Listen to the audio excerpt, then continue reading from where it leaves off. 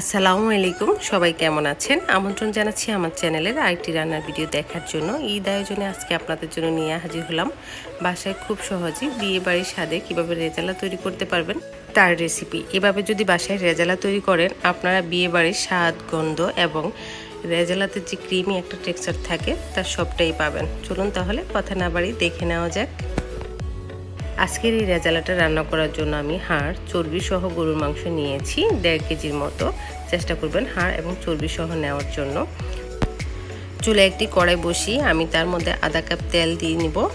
আর এই রেজালাটা রান্না করতে কিন্তু তেলের পরিমাণটা একটু বেশিই লাগে। তেলটা একটু হালকা গরম হলে আমি এর মধ্যে আধা কাপ পেঁয়াজ কুচি দিয়ে দিচ্ছি। এর মধ্যে দিয়ে দিব 3 থেকে 4টা তেজপাতা, 3 টুকরো দারুচিনি, একটা স্টার মশলা, বড় এলাচ 2টি আর ছোট এলাচ 4টা, আর লবঙ্গ দিয়ে দিব 3 থেকে 4টা। এবার গরম মশলার সাথে পেঁয়াজটা আমি হালকা একটু ভেজে নিব। খুব বেশি বাদামি করে ভেজে নেওয়ার কোনো প্রয়োজন নেই। পেঁয়াজটা একটু নরম হয়ে আসলে এর মধ্যে আমি বাকি মশলাগুলো অ্যাড করব। প্রথমে আমি এখানে আদা বাটা দিয়ে দিচ্ছি 2 টেবিল চামচ,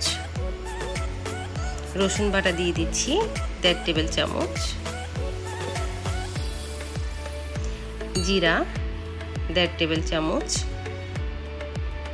ধনিয়ার গুঁড়া 2 চা চামচ। এবার তেলের সাথে এই শুকনো মশলাগুলোকে ভালো করে একটু মিশিয়ে নিব।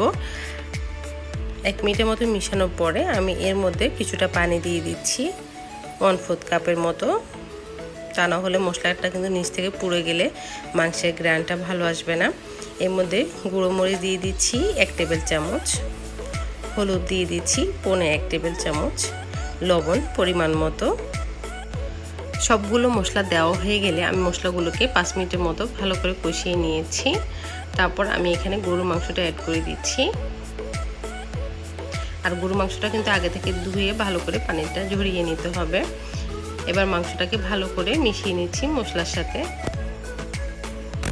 তারপর ডেকে রান্না করব 10 মিনিট। 10 মিনিট পর আমি ঢাকনাটা তুলে আবার মাংসটা একটু নেড়ে দিব, কারণ এতে করে মাংসটা নিচ থেকে লেগে যাওয়ার ভয় থাকবে না। আর এই পর্যায়ে কিন্তু মাংস থেকে কিছুটা পানি বের হবে। আমি প্রথমে কোনো পানি দিব না, এই মাংসের পানিতে মাংসটাকে ভালো করে কষিয়ে নিব। আবারও ঢাকনা দিয়ে ঢেকে দিচ্ছি।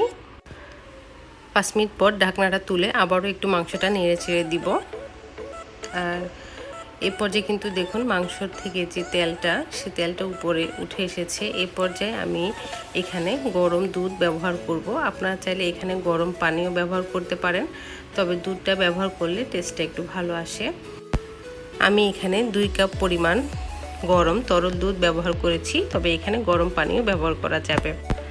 মাংসটা সিদ্ধ হতে থাক, এদিকে আমি রেজালার যে ক্রিমি টেক্সচারটা সেটা নিয়ে আসার জন্য একটি মশলা রেডি করে নিচ্ছি। এখানে আমি পোস্তদানা নিয়েছি 1 চা চামচ, কাজু বাদাম এবং কাঠবাদাম নিয়েছি 10 থেকে 12টি, পেঁয়াজ বেরেস্তা নিয়েছি আধা কাপ, টক দই 2 টেবিল চামচ। এগুলাকে ব্লেন্ডারে ব্লেন্ড করে নিব।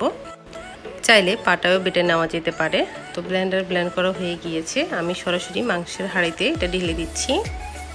আর এই পর্যায়ে কিন্তু মাংসটা একটু নেড়ে চেড়ে দিতে হবে বারবার, তা না হলে কিন্তু নিচ থেকে লেগে যেতে পারে, কারণ বাদাম ব্যবহার করলে মাংসটা একটু নিচ থেকে লেগে আসে।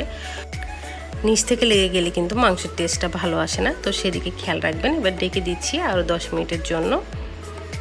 10 মিনিট পর আমি ঢাকনাটা তুলে আবারও একটু নেড়ে দিচ্ছি। নেড়ে দেওয়ার পর আমি এখানে 1 টেবিল চামচ টমেটো সস দিয়ে দিচ্ছি। আর দিয়ে দিব 1 টেবিল চামচ ঘি, এতে করে রেজালাতে খুব সুন্দর একটা গ্রান আসবে। আর দিয়ে দিব সামান্য পরিমাণ কেওড়ার জল, কারণ বিয়েবাড়ির রেজালাতে কিন্তু একটু শাহি শাহি একটা গ্রান থাকে। আর সেই গ্রানটা নিয়ে আসতে হলে আপনাকে অবশ্যই কেওড়ার জল, ঘি এই দুটো ব্যবহার করতে হবে। তো এগুলো দিয়ে আমি আবারও একটু নেড়ে চেড়ে দিচ্ছি এবং উপর থেকে 6-7টার মতো কাঁচামরিচ ছিটিয়ে দিচ্ছি। আবারও ঢাকনা দিয়ে ডেকে রান্না করব 10 মিনিটের জন্য, তবে এই পর্যায়ে কিন্তু চুলার আঁচটা একদম মিডিয়াম থাকবে। 10 মিনিট পর ঢাকনাটা তুলে আমি আপনাদেরকে দেখিয়ে দিচ্ছি। দেখুন রেজালাতে কিন্তু অনেক পরিমাণ তেল ব্যবহার করা হয় এবং রান্নার শেষে দেখবেন তেলটা উপরে একদম বেশি আসবে। তো চুলার আঁচটা লো করে দিলে এই তেলটা উপরে একদম বেশি আসে। তো এই পর্যায়ে আমার মাংসটা রান্না করা হয়ে গিয়েছে। আমি চুলাটা অফ করে দিচ্ছি এবং মাংসটা কিছুটা ঠান্ডা হয়ে আসলে আমি আপনাদেরকে সার্ভ করেও দেখিয়ে দিচ্ছি মাংসটা কেমন হয়েছে দেখতে। চেষ্টা করেছি আপনাদেরকে খুব সহজভাবে দেখানোর জন্য। তো আপনাদের কাছে যদি আমার আজকের এই রেজালার রেসিপিটা ভালো লেগে থাকে অবশ্যই আমার চ্যানেলটা সাবস্ক্রাইব করে পাশে থাকবেন। লাইক কমেন্ট শেয়ার করতে ভুলবেন না। আজকের মতো এখানে বিদায় নিচ্ছি। সবাই ভালো থাকবেন। আল্লাহ হাফেজ।